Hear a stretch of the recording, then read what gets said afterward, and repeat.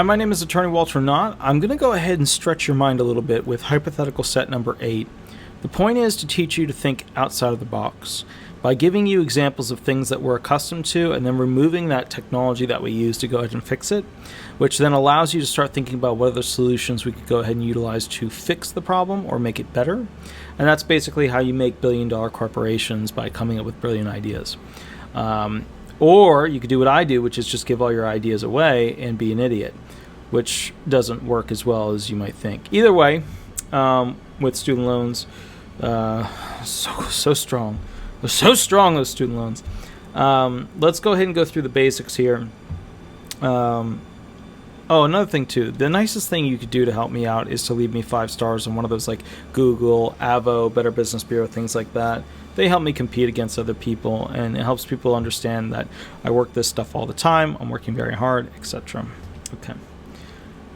Hypothetical set number 8, number 1.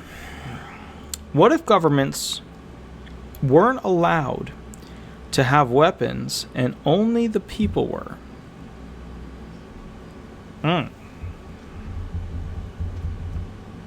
Well, it wouldn't work, because you would have to constantly, people would have to fund the newest technology for weaponry and, have all be part of this internal army that could essentially, it just wouldn't work super well. And the reason why is that other nations, well, if no government, if no country could potentially have weaponry and only their citizens could, we wouldn't have as many new technologies as we would in war machines.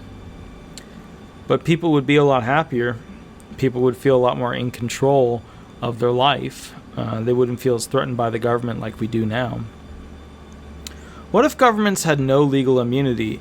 Yeah, that's a good one. That's a good one. Legal immunity comes theoretically as a doctrinal allowance, because the people in government who are running it are not always capable of having the position that they're put in. And with corporations, you kind of have to earn your spot, but with government, it doesn't really work that way. So as a form of that, we have this thing called legal immunity for government officials and government entities, agencies, which basically reduces the amount of potential harm that can be done to a government through a legal finding against the government.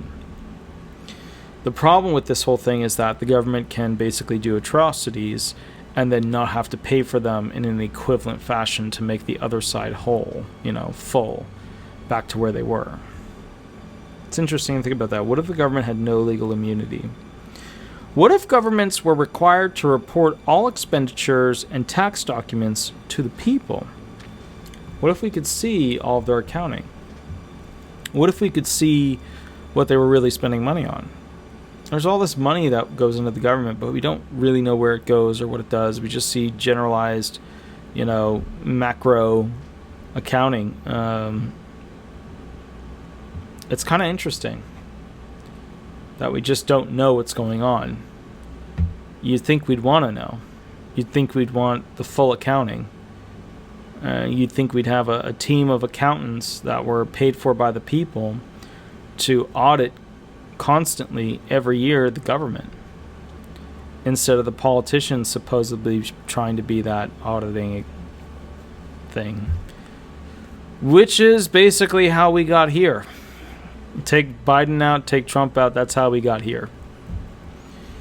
What if all money could be traced and all donors could be seen? Well, think about this. If all money could be traced, you would have essentially Bitcoin. That's what Bitcoin is. Like when somebody tries to explain to you like Bitcoin and blockchain, let me simplify it. Let me give you the E equals MC squared version of it. Bitcoin is digital, traceable money. How is it traceable? Everybody knows when you spend something. Everybody knows when you buy something, because it's all on their system. Everybody else gets to know what you did with your stuff. Everybody else gets to know. That's what Bitcoin is. It's traceable money. That's basically it. Everybody's got an Excel sheet on their device So in order for that basic thing, for your transaction to occur, 51 devices, 51% of the devices that are using that system of Bitcoin must acknowledge that that is correct. That's the idea of it, is that it takes a whole lot of devices to go ahead and approve, that transaction.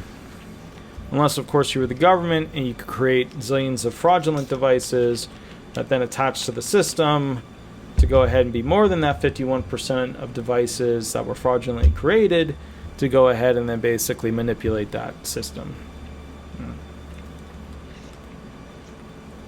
I'm not saying that's happened, even though I'm pretty sure that did happen once.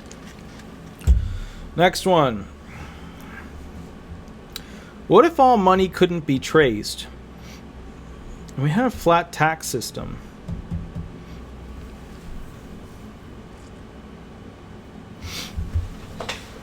What if all money couldn't be traced?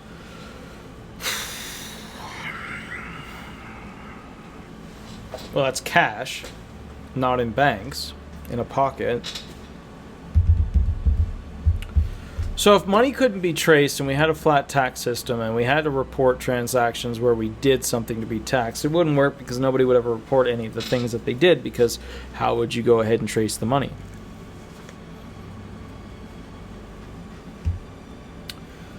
But this is why government's going to ultimately push to go full digital, because they want to know every time money leaves your pocket what's happening. Think about all of the backyard, the back street crime that won't occur in that instance. But it's also a great way for a government to manipulate the people by knowing what they're doing at that deep of a level. That's Big Brother to the next level. You think surveillance is bad, wait until they know exactly what every dollar you've ever owned is doing. All right, guys, those are the top 5 hypotheticals that would change everything. Set number 8. Please give me a call if you have any questions. If you want the most up-to-date information, shoot me an email. The whole purpose of this is to start training your mind to think outside of the box and to start getting you to have these brilliant ideas of how to remove what we traditionally use, to fix something in society, and then put something else in its place and see how you can make it better. If you have any additional questions, don't be afraid to call, and thank you so much. Bye-bye.